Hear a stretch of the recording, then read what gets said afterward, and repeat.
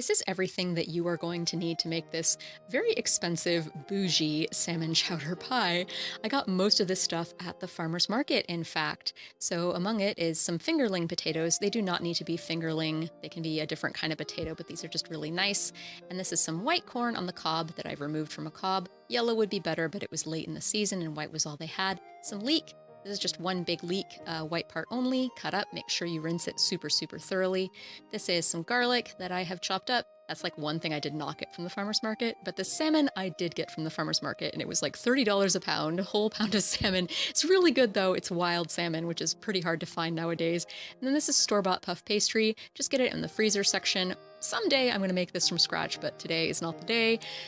This is a perfectly good product.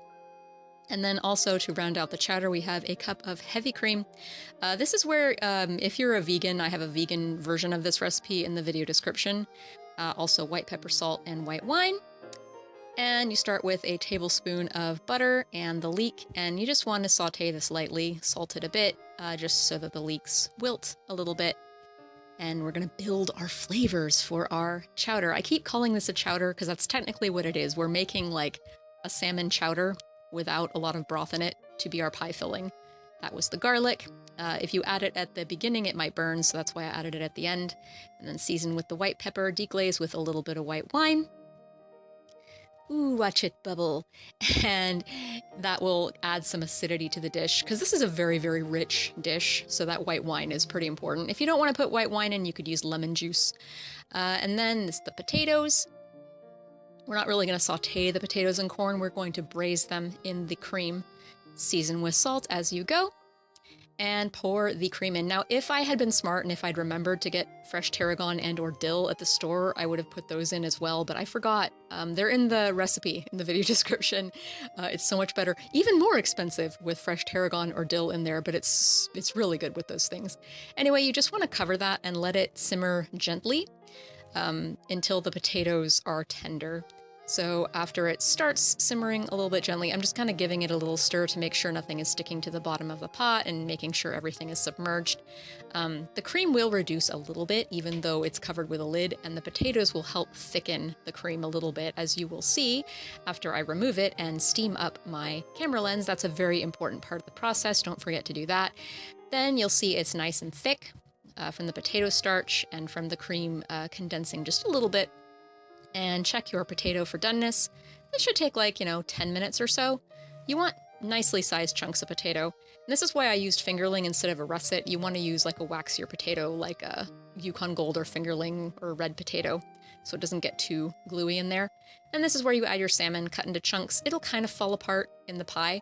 If you were doing the vegan version, you would have added oyster mushrooms, and you would have added those with the leeks at the beginning of the process. Again, check the video description if you want that version of the pie. But anyway, we just want to make sure that the salmon is completely coated in the cream. And we're going to let it cook just a little bit. The pie is going to cook also in the oven, so we don't have to cook the salmon like completely all the way through in this step, just for a little bit. I turned the heat off at that point and just let it sit.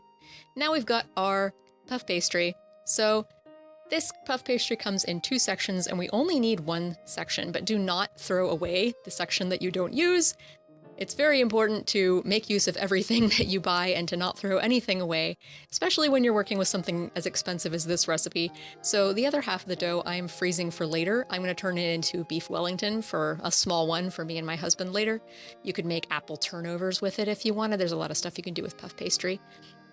And anyway, I'm getting this puff pastry prepared to go on just the top of the pie. This is a top crust only pie. And this is where you need to do as I say and not as I do.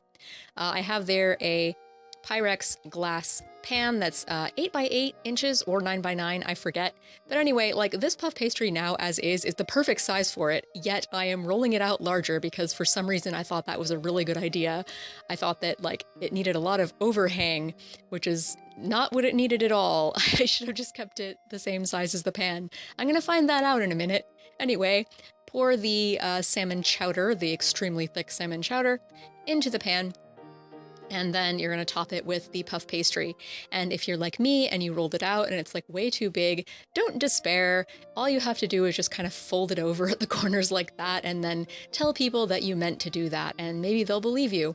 And then prick some holes in the top so steam can escape. And ideally you'd put an egg wash or a milk wash on top of the crust before putting it into the oven, but I forgot to do that because I was so flustered about it being too big. So I just put it directly in the oven, but that's okay. It totally still works. Look at it. Behold, it's beautiful, salmon-y, expensive goodness. It's fresh out of the oven at this point, so you can't dig in just yet, otherwise you will scald your mouth. So wait about 10 minutes before cutting it and eating it. And when you cut it yourself a piece, this is what it looks like. Beautiful cat food. It looks a little messy, but it's really delicious, and I hope you give it a try, in spite of the expense.